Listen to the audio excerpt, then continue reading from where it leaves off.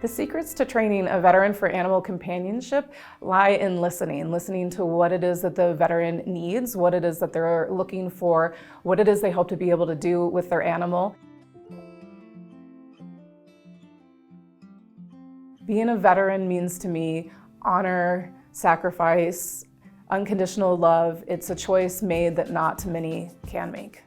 My name is Clarissa Black. I'm the founder and executive director of Pets for Vets. We enrich the lives of veterans by creating a super bond with custom trained working animals to help with different things like PTSD and traumatic brain injury. Hey, Dee Dee. Hi.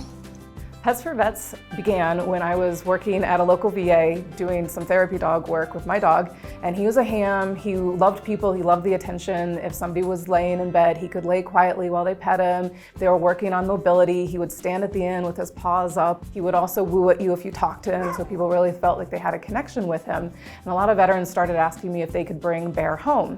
So I had a wonderful connection with my dog, and it was that moment where I thought, well, why is therapy 1 hour once a week inside the walls of the VA? Why can't I use my skills as an animal trainer and my background and knowledge in psychology to be able to provide a bear connection to veterans? And that bear connection later became known as the Super Bond. The Super Bond is a symbiotic, mutually beneficial social attachment that enhances physiological and psychological well-being and provides comfort and empowerment for veterans. In other words, what that means is we rescue, train, and match the personality profile of who the veteran is to the temperament composite of who the dog is. Then we can see if that dog is a great match for that human, and then the two of them can be connected for the Super Bond. What I wanted from Pets for Vets was a dog that had a certain look. I told the trainer, I said, I want a dog that's gonna make people walk across the street.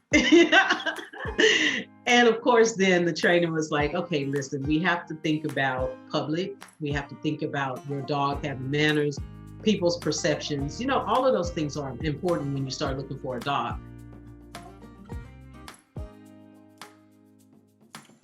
I remember my first veteran, his name was Davis, and we placed him with a dog named Lady. It was a very unique situation. I was just starting out and making connections with different groups and shelters, and so I found a rescue organization that was willing to work with me, and I found a really sweet little dog named Lady, and I trained her to follow next to a wheelchair. Davis was suffering from some of the effects from Agent Orange from his time in service, and so he really needed his companion to be able to get onto his lap, walk next to him, be able to eat from a spoon so it was a lot of fun training and creative training, and he just really needed a companion to be with him. Good job. All done. Some dogs are just going to be companion dogs, which is what Kay's going to be. She's just going to be someone to hang out with our veteran.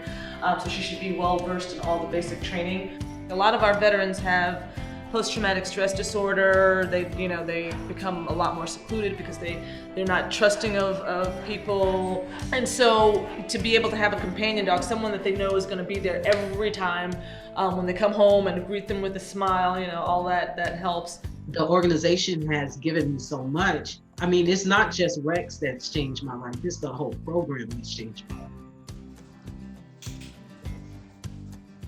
Having a pet provides that unconditional love and support that sometimes all people in general, not just veterans, feel that maybe they're not getting from the people in their lives and the people around them. So maybe previously they weren't leaving their house, but now I'm getting text messages of them at their kids' baseball games with their dogs. One veteran said that in the first day of having his dog, he met more people than he had had in the previous year. I've had veterans tell me that they're turning their lights off at night when they go to sleep. They can talk to a dog and say things, or a cat, and say things that maybe they don't feel comfortable saying to people, and it provides that outlet. Coming home, everything changed, life changed. After war, you can't see things the same anymore, it's different. And so for about 10 years, I was just trying to survive every day. And I was like looking at the veteran stories on the Pets for Vets main webpage. And I was like, wow, that sounds like me, that feels like me, that is my experience, but they get a dog. Who knew? Who knew a dog might change your life?